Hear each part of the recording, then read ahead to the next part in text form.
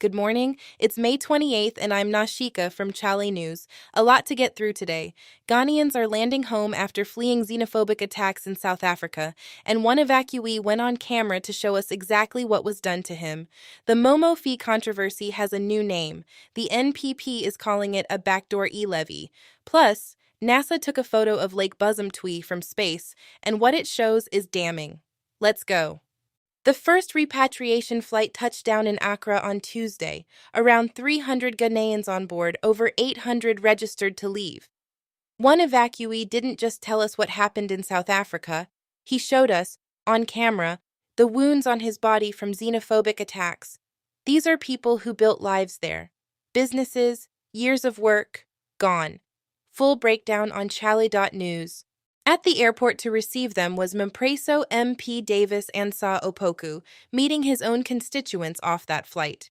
He called it a sad moment.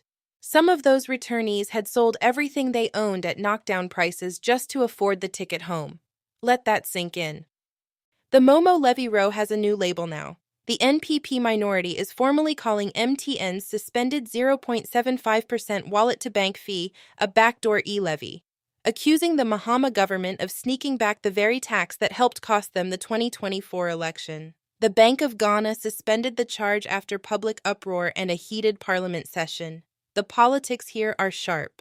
Energy Minister Jinapor went to the Ashanti region and told ECG engineers directly, "Stop politicizing your work or resign." He accused some of deliberate negligence, keeping power unstable. On the same day, Parliament received a report on the one Ghanaian cedi dumsor levy. No diplomatic language, just an ultimatum. Ghana's top anti-galamsey enforcer, Colonel Dominic Bua of Naimos, is being rotated out. The military calls it routine. Maybe. But the timing is uncomfortable. NASA satellites are actively showing fresh mining damage across the country, EPA arrests are ongoing, and no replacement has been named, worth watching closely. Meanwhile, in court, the FDA has been ordered to pay over 30 million Ghanaian cedis to Tobinco Pharmaceuticals. The Court of Appeal ruled the FDA unlawfully seized and destroyed the company's drugs under former CEO Dr. Stephen Opuni. Appeal dismissed. And who pays? Taxpayers. Ghana's oil output has more than halved in 6 years, from 71 million barrels in 2019 to just 37 million last year. PIAC confirmed it. The Jubilee field alone dropped 30% year-on-year. With oil revenue tied directly to the IMF recovery program, this is not a background story. Full analysis at Chale.news. A health committee MP is warning that Ghana's Ebola preparedness is an illusion, real in Accra, absent everywhere else. District health centers remain under-resourced while the DRC outbreak has passed 900 cases with no approved vaccine. This is the kind of gap that becomes catastrophic fast. More than 1 million children in Ghana's basic schools don't have adequate access to teachers. Parliament's Education Committee chairman said it plainly on Tuesday, and is now pressing the finance minister to release clearance for new GES recruits. 1 million kids, that number shouldn't be in a footnote. Parliament is weighing whether to make DNA paternity testing compulsory at birth for every single baby. Legal experts say that's the wrong question entirely. It would build a national genetic surveillance system while ignoring more targeted paternity fraud legislation. Privacy rights, women's rights, healthcare resources, all on the table. GMET says Accra has already received more rainfall in 2026 than in the entire rainy season last year. And peak season runs until September.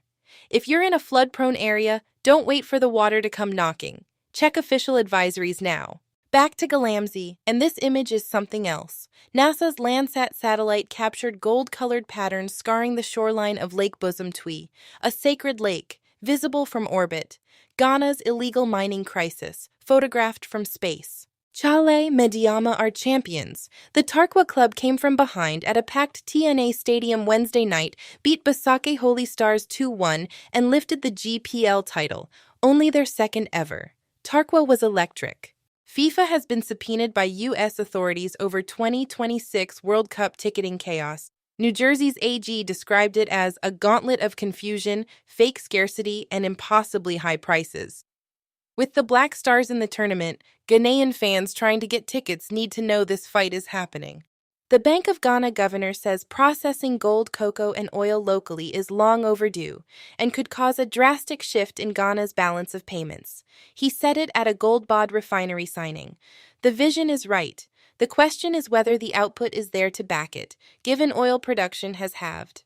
That's your May 28th Morning Digest. Every story we covered today, and more, is waiting for you at Chale.news. Stay informed, stay sharp. I'll see you soon.